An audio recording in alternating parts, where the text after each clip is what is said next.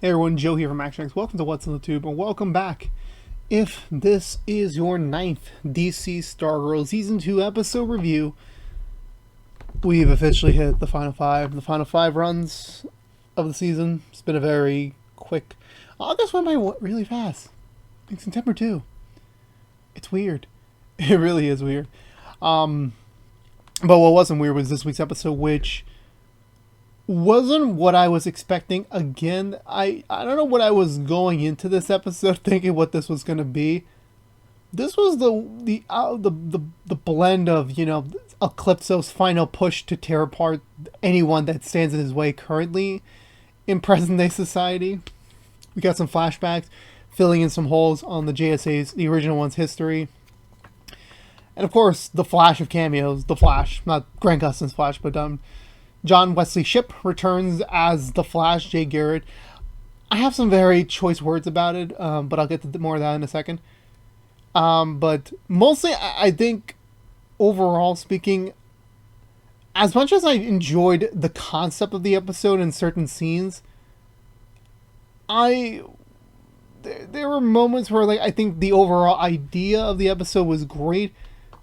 There's just something about, I just didn't 100% like it.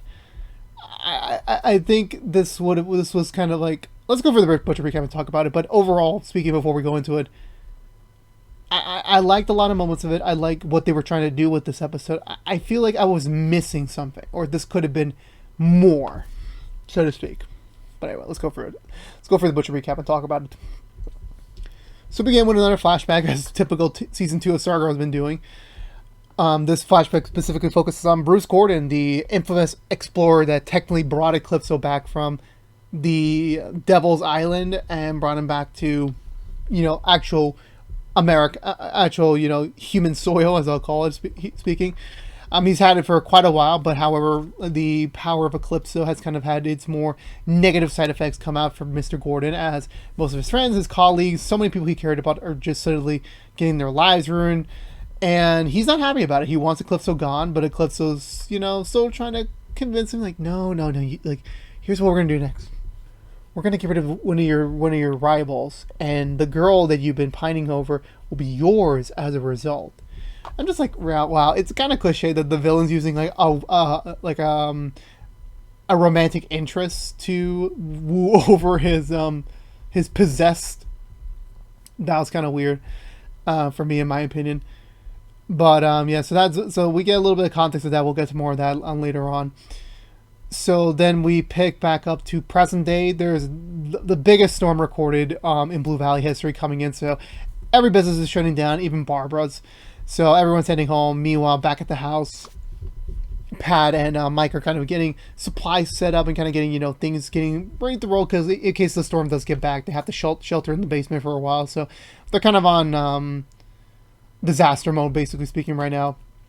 Courtney wants to take initiative as always, and since Yolanda's technically out and Rick is sadly still in jail because his hearing has been canceled because of the rain, she and Bev have no choice, but they have to proceed forward, actually trying to find Eclipso and doing whatever it takes to take him down, because Pat doesn't seem to know how the JSA took him out last time. So they're kind of on their own here. So Courtney wants to take initiative there and focus on that. Also, by the way, this is just a very Dugan Whitmore focused episode, and none of the other extended characters appear here. They're all sidelined for the week, which makes sense considering the focus somewhat.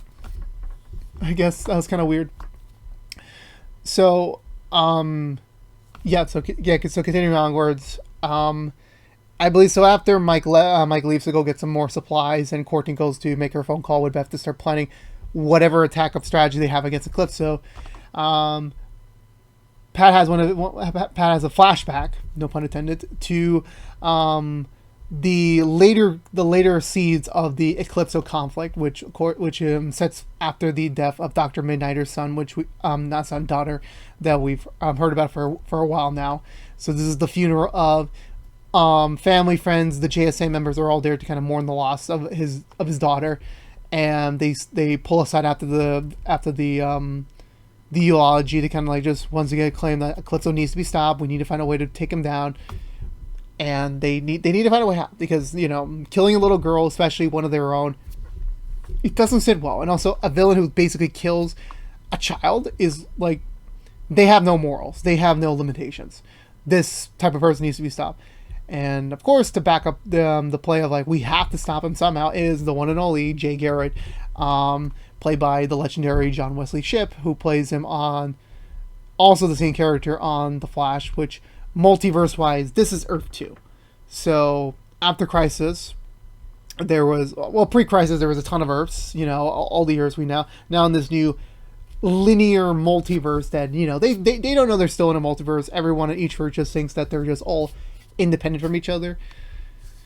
In this case, no. I will say this, to cut ahead a little bit here, because I feel like this is the right place to put it. I love John Wesley Shipp. He's a very chill, very nice dude. I just listened to a podcast with Michael Rosenbaum about a few weeks ago.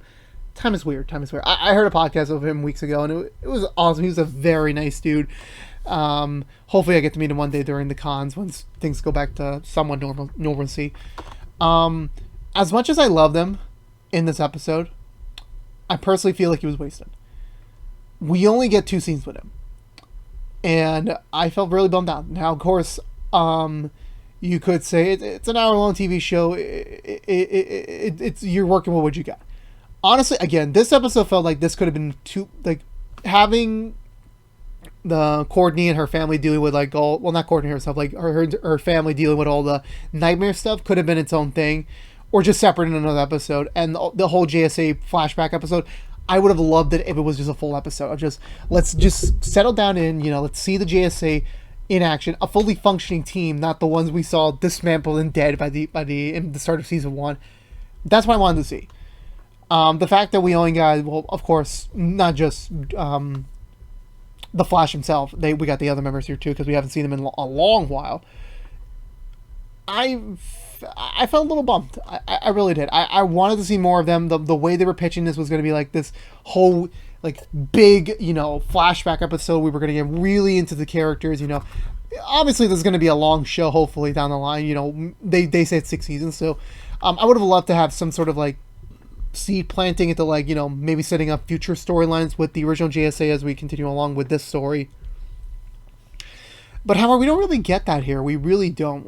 The Eclipse side of things, it's fine. It definitely does serve the purpose of like continuing their story, but not in the way I wanted it. I feel like if you're bringing in a veteran actor to help tell your story, I really would have wanted it to be a bigger approach. And also, they established in season 1 that it was a different Jay Garrett, actor-wise, and then a different costume. And they just immediately reused the costume from The Flash, with the same actor, just with dyed hair, but no CG on the face. Like, okay, I'm not surprised. I can't Alfred Molina it like they're doing with No Way Home. I'm not surprised. But I felt a little bit bothered by that. I really did. I hoped for more with that line. We only got 3 flashbacks. Also, but it doesn't take away that, like, again, Joe McHale, which also shout out to him. He just recently got promoted season 3 regular for next year. Excited, can't wait to see what they're gonna do more with him. But there definitely is a line here that there's just, I wanted more with the JSA stuff this season. Well, not this season, this episode. I feel like there was just miscommunication or just promotion. But I'll talk more about that in a bit later on. So let's go for the Butcher recap. Let's continue. So they're at the funeral yard, and then they're all just settled like they're gonna try and find a way to take down Calypso. Starman and Pat are leaving the graveyard, and they're trying to figure out what they could do really next. And the one thing that's a little bit weird with Starman as the concept of the hero, again, I don't know the comics at all. I could ask George when I'm done with this, like, what was Starman's background and personality? I could ask him. But it's always weird that, like, every point imaginable, Pat was just never taken seriously. Pat was always just relegated to the sidekick role. And even though technically Pat is older than freaking Sylvester himself, he's still treated like a sidekick. Like, he's not a member of the society, wasn't a member of the last team. He was just there. He was the helper, as Simon Pegg put it best in Mission Impossible 4. I it still bothers me a bit. Like I'm pretty sure that's like a running gag. Like Luke Wilson's never meant to be like a front facer, and then on the new JSA team, he kind of is because he's the adult of the group, so he kind of has to be a front and face leader, which is finally him getting his just dues.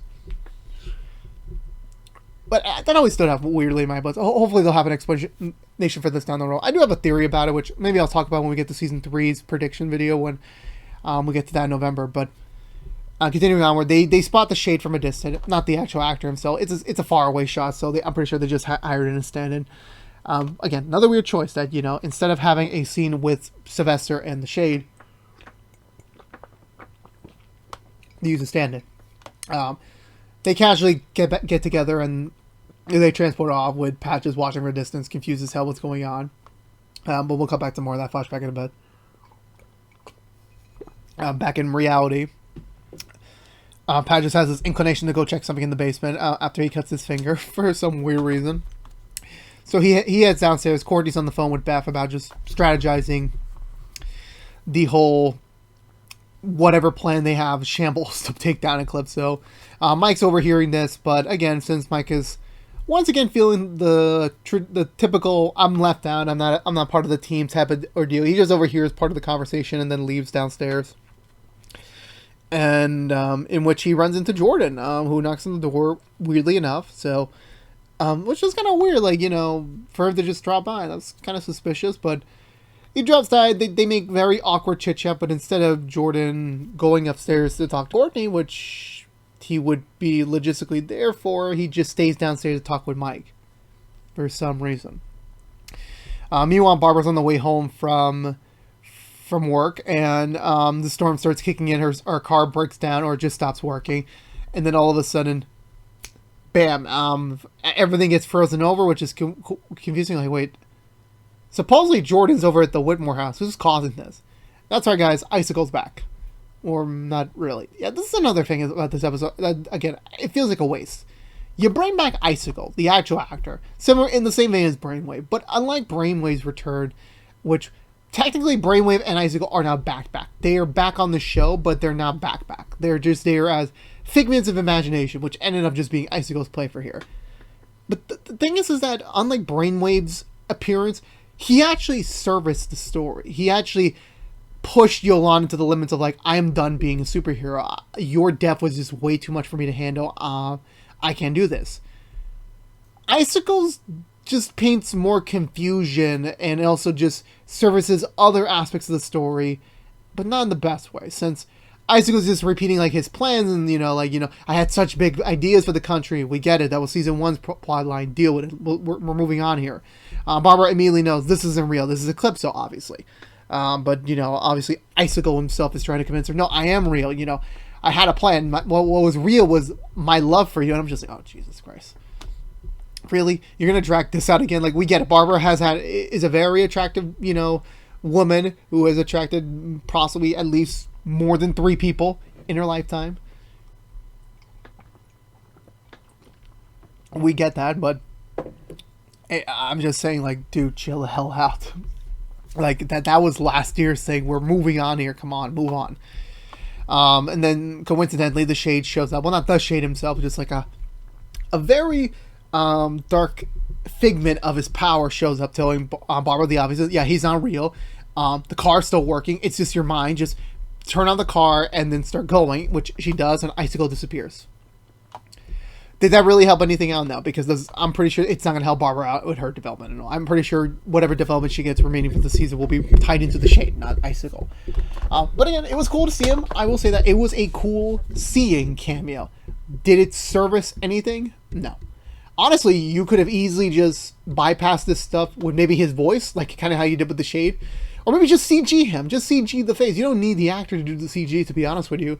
You could have saved that money. Or, hell, use the scene to do another JSA scene with the freaking real guest star, John Wesley Shipp. But you don't. You don't. So, back at the household, Mike's at the fireplace trying to heat up, but weirdly enough, Cameron's in the distance just watching him. It's like, don't worry, I'm fine. It's like, Jesus Christ, man. Like, this is really painting a shady attitude here. And then he just drops the ball on the facade, about how I have powers too. and also the fact that you killed my dad, I'm gonna kill your dad. He also supposedly kills the dog, and I'm like, dude, the CW ain't playing games here. Kids last week, this your dog. Again, this was all Eclipso's imagination, so technically not canon, technically not happening, but still, they don't really care anymore. They're just putting like boom, boom, boom, boom. But thankfully, Mike's yelling and struggles manages to attract Courtney's attention to allow him to break out of this trance. And obviously, none of it was real because the dog's still alive, everything's still fine. But that was a very weird vision for him to have. But meanwhile, for Pat, because we kind of just burned through everything else that was going on in the episode, he's back downstairs. He's looking through the JSA file. And I'm just going to go flashback mode here. Everything else is really, we'll get to the end when we get there. He's looking through the file. He gets another flashback back to when he was back in the garage after the funeral. He was about to start working on a car, and then Sylvester shows up and tells Pat what he knows now from the Shade, that Eclipso can best be classified as a galactic parasite. He's just pure evil as it gets. And currently, the only real way to kill him is to kill the host. So whoever's holding the crystal, or whoever has possession of Eclipso, has to be killed. That is the only way. But of course, killing, not the JSA model, not Starman's model, there has to be another way. And that's literally the age-old thing for every superhero. Like, there's got to be another way. We don't have to kill. There has to be another way to take this threat down. And for a moment, Sylvester's like, yeah, you're right. We will find out how to beat him. We will find out how to get ourselves out of this predicament. We will. I wish it was that simple. Because in the next flashback, while Pat's off, done examining his mementos and then picking up what seemed to be Starman's costume, even though that costume was technically repurposed for Stargirl, he goes to wash his hands, and then he has another flashback, which is another later time period where 4 of the JSA members, Flash, original Wildcat, original Hourman, and Starman, show up for a vote, because apparently a lot of other JSA members have tried to take down Eclipso, the Hawks, Green Lantern, Thunderbolt. Who else did they name drop here? A lot of JSA alumni try to take him down. They failed. It doesn't presume they died, but they all fell. They all did not, defeat him. So they literally have no choice right now. They have to take him out. They have to take out the host. But of course, it's a moral of interest. It's a conflict of morals. Like they're heroes. They're supposed to be better than everyone, and they can't kill. And this has kind of been just a sentiment of what's going on with superhero tropes, to not kill or to not kill. For me, I've been seeing it since Dark Knight, Man of Steel, that certain time period. Superheroes shouldn't kill because they're a symbol of good. But at the same time, there's always questions of when is it able to kill? That comes to a lot of questions if they do this, then they definitely need to be killed. But that only applies to one person. What about the other people? Are they okay with it? It gets to a murky area around now. So because there's only 4 JSA members on staff, they need a 5th person, a la Pat, to be the tiebreaker should anything go wrong. Again, Wildcat is vehemently against Pat being counted as a JSA member, but Flash is just telling him, no, he's a part of the team. He's a valued contributor. He gets a vote. Which, again, this is exactly why I love John Wesley Shipp. He just plays the mentor character very well. Very nice dude. He knows what's right. Give him credits there. So take a vote. Wildcat, me, yes, let's kill the guy. Our man, although he doesn't agree with it, he has a family, so they got to be taken care of as well. So, yeah, let's kill him. Let's kill the guy. Jay's like, nope, not happening. We can definitely not do this. Pat backs him up, and Pat initially seems like, okay, Sylvester's going to vote no, so we're done with here. We got to find another solution. However, Sylvester says, no, I changed my mind. We have to kill him. And Pat and Flash are just there, just standing dumbfounded, because they thought they knew Sebastian. They thought they knew yeah, you're the leader. You're the symbol of this team, and you're already declaring yourself. Yeah, we have to kill him. He doesn't really give much explanation about it. He just says we have to stop him. This is the only way we know how to before he hurts any more people. Flash immediately considered himself out of this, mission to take him out. And Sebastian, it's fine. You didn't have to. And Sebastian just tells Pat, start the car. We're going to head over there and kill him. End this once and for all. And Pat's initially like, no, you said no. I said no. And Sylvester does not care. He's like, start the car right now. Which makes no sense considering the fact I'm pretty sure Sylvester would have known how to fly the spear by this point, but I guess he doesn't. So, whatever the case might be for that. So, in a different flashback, because the last flashback point speaking is like after when Pat has his episode with like the person, like his nightmare was Bruce Gordon and then 3 of the JSA members that voted no, staring him down with a gun. So the last flashback was the night that Bruce Gordon died. Pat wasn't there, but he was, off in the distance. He was debating at times to like just barge in there and stop everything from happening, because it was taking too long. But eventually, after a lot of hesitation, Sylvester does show up with some blood on his chest and the black diamond. So he did kill Bruce Gordon. And the words he said before they drive off is the fact that you were right, Pat. I shouldn't kill. No, the JSA should not condemn killing, but they did it anyway. And yeah, that's how they technically took down Eclipso the first time around. There's obviously some striking differences here from now and from then, but we'll get to that momentarily.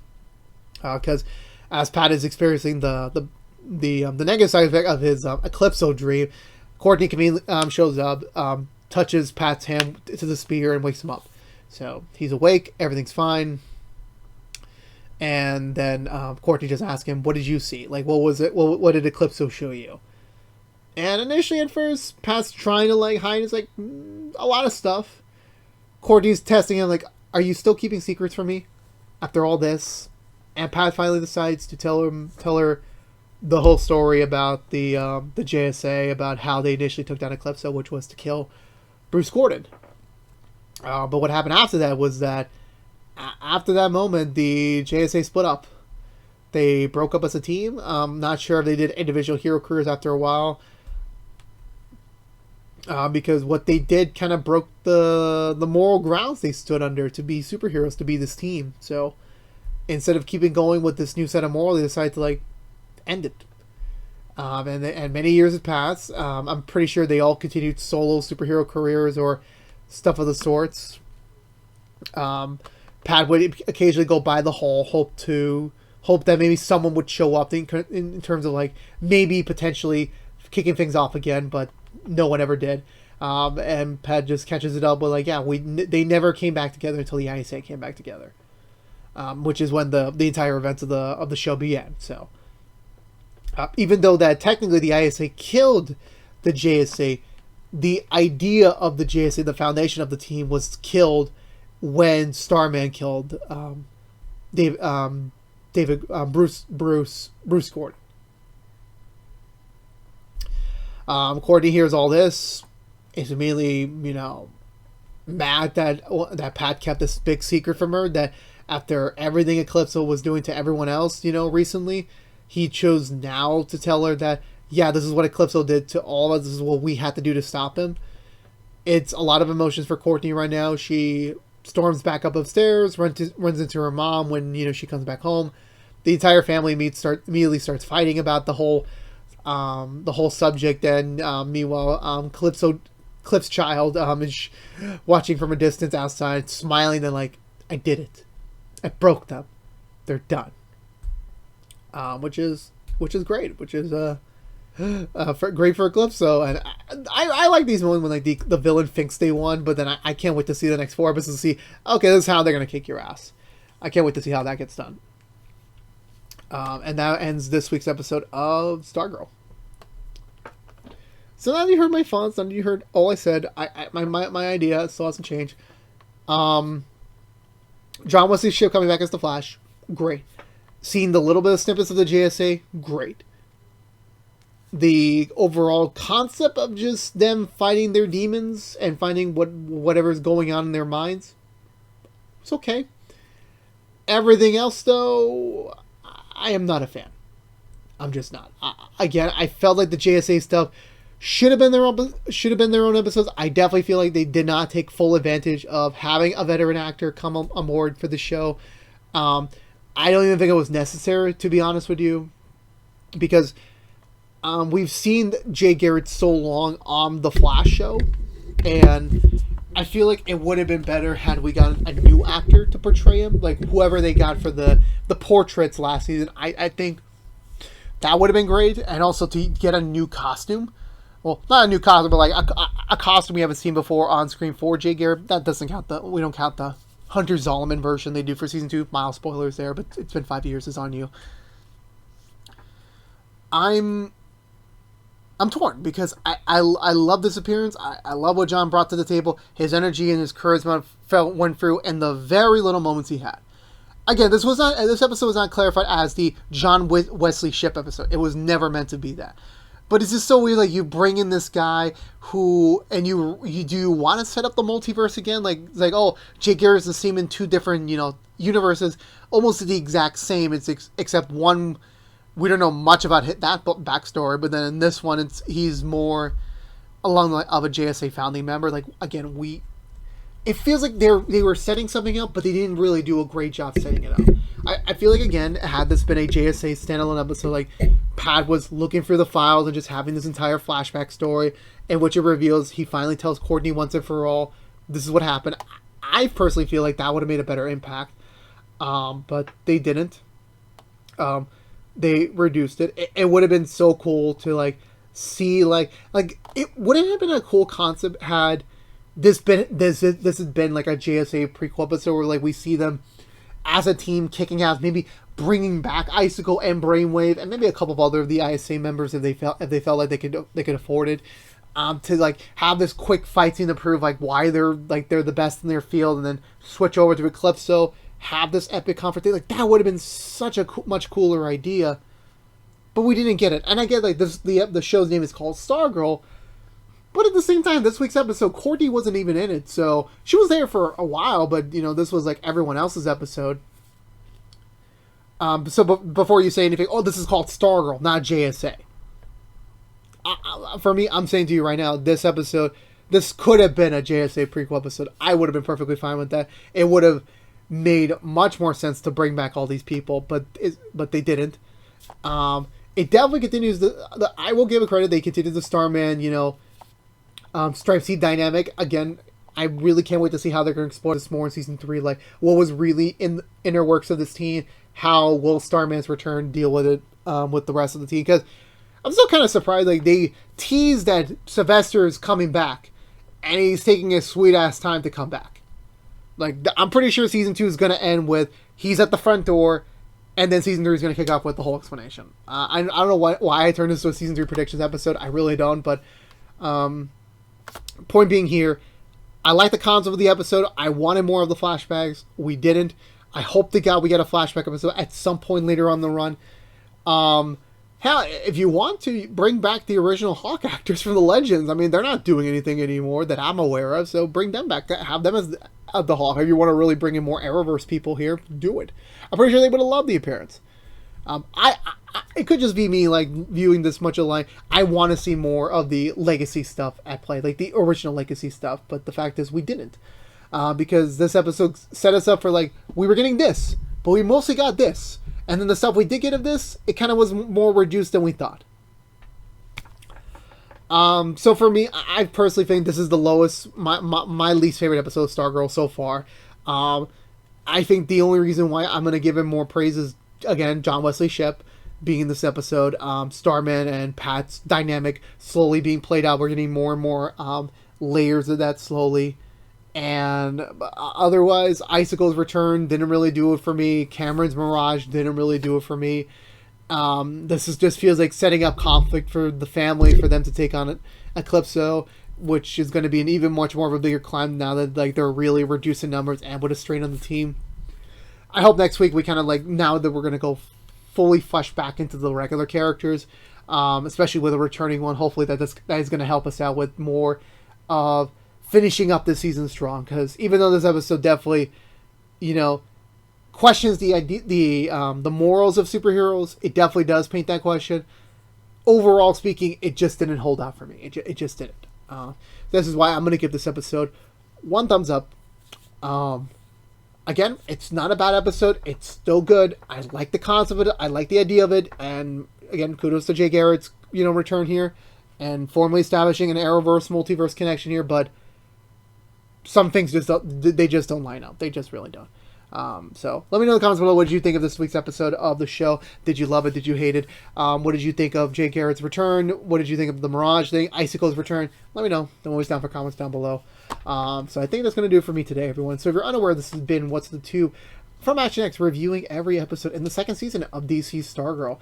If you want to see more of us, if you want to know what we're doing normally on What's the Tube besides our Stargirl reviews, we're currently doing Doom Patrol Season 3 episode reviews each and every Friday mornings after a brand new episode on Thursdays on HBO Max. This Saturday mornings, we're about to start up our Nancy Drew Season 3 episode reviews, which are kicking off the show on Friday night on the CW, or free the next day on the CW app. And then this Monday, we're going to be doing our Heels Season Finale review to wrap up our Heels Season 1 episode reviews. That were coming out each and every Sunday night after on Stars, but then they're coming out on this Monday morning just to have the whole finale sense going for that. So stay tuned for that.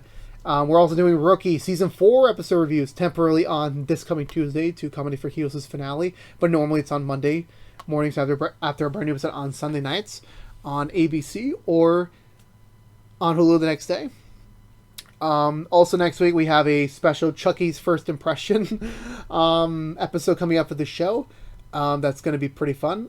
That's going to include a lot of blood, a lot of gore. I don't know what's going to happen. I really don't know. It's going to be a blast to talk about. I might have some other related matters to talk about there when we get there, but again, that'll be then and there. But if you don't care about Stargirl, you're in luck. We'll be back next week for the next episode review. But however, remember, just a heads up, because Chucky's First Impressions is taking over the Wednesday time slot on What's in the Tube. Stargirl's getting pumped back to Thursday. But then the week after that, we'll be back on our normal schedule. Hopefully. I made a rough list of what the schedule is going to be like for October because it's kind of big, but I have to double check when I'm editing, and I'll talk about more of that next week. So stay tuned for that. Also, just to give another heads up and clarification, we are doing a full run of Stargirl episode reviews uninterrupted till the season finale in early November. Then we're going to be doing our Season 2 review and then our Season 3 predictions as per normal. So stay tuned for that. But again, if you're unaware, this has been What's in the Tube from ActionX. Please subscribe to us on ActionX's YouTube channel on youtube.com/ActionXvideo. Please ring that bell for notification when our next Stargirl review is live, which is normally every Wednesday morning, but next week will be Thursday morning. As well as please like, favorite, share this review if you want to, but it helps us get us out there to other Stargirls who have yet to discover us, helps us beat up that YouTube algorithm that hates me ever so much in his life, as well as please, sharing is free here on the internet. I am losing my brain here, I really am. As well as please follow us on social media, including our Instagram and Twitter pages. And for all you Stargirls out there, I'll see you all next week, Thursday, for the next episode review. But until then, stay safe out there, be good to each other, and as always, peace out.